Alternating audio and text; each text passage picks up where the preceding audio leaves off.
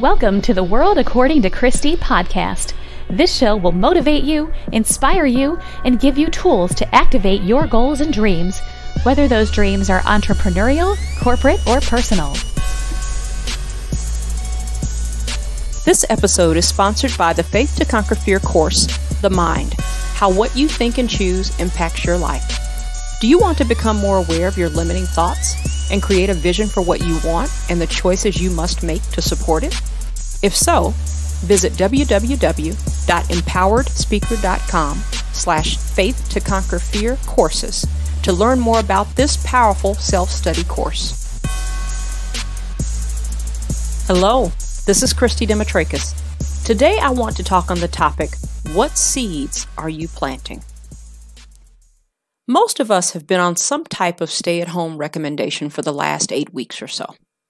For some people, this was nothing new. Many people work from home every day. They have dedicated workspaces in their homes to make calls and focus. There are millions of parents who homeschool their children, so the closing of schools served as no real impact to them or the children. Then there are the rest of us.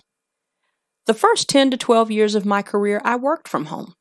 The first few did not feel as much like working from home because I was in sales and had to make a certain number of sales calls per day to assigned grocery stores in my territory. When I earned my first promotion, I began truly working from home. Desk, computer, the whole thing. I would periodically make a sales call at the retailer's buying offices, and then I would go back to my home office. What was different about then and now? Well, at that time, I had a choice. Though I worked from home, I wasn't confined to home. I wasn't told that I had to stay in my house and that it was not safe for me to go out and do all the things I had the freedom to do back then and just 2 months ago. It seemed as if everything changed all at once. But we saw it coming, didn't we? We watched other countries working to understand this virus and assumed it would never impact us. It was like so many other things that we watch from afar, and as long as it doesn't impact us, we don't pay it much attention. Truthfully, we don't care, as long as it is someone else and somewhere else. But now, it's not someone else. It's not over there. It crossed our borders, and it is both nowhere and everywhere at the same time.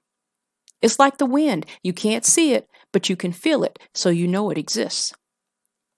As COVID-19 has impacted every area of our lives, what has been your response? Fear, anger, denial, rebellion, helplessness, resolve? Maybe your response has been positive. For some people, this has been a welcome respite. No long commutes, time with their kids and spouses, opportunities to do some of the things they have not had the opportunity to do until now. I have personally experienced a frenzy of emotions over the past weeks. Initially, I was excited to be working from home.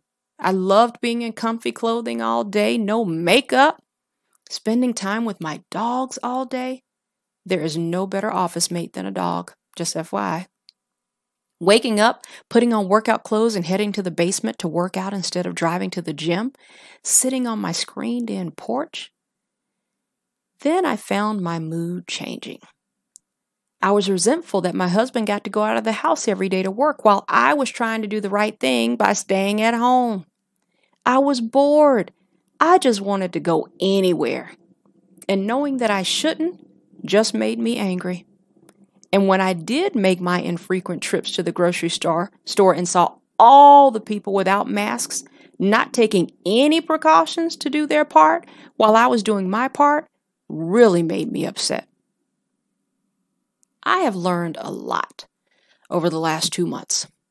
I have learned that a range of emotions over time is okay, as long as I don't settle in for too long on the negative ones. I have learned that at the end of the day, people are going to do what they want to do, which is not always what is best for the majority, and I have to be okay with focusing on doing my part. I have learned that I have amazing capacity, and when given the mental space like I have had over the last 2 months, I can come up with some pretty great ideas. I have been reminded of how important it is to give and have a heart for others. Everyone is not in the same situation. Even people who look like they have it all together need a little help sometimes. I've shared with the people in my Faith to Conquer Fear Inner Circle coaching program this one thought over the last 2 months. I believe this is a divine window of time that God has given us. What we do during this time, what we sow for my faith-based friends, is critically important to the results we will see on the other side of this virus.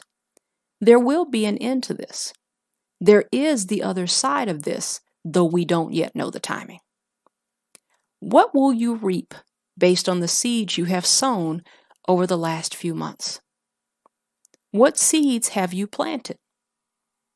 Have you planted great experiences with your children that will yield stronger relationships? Or are you upset that the teachers aren't raising your kids?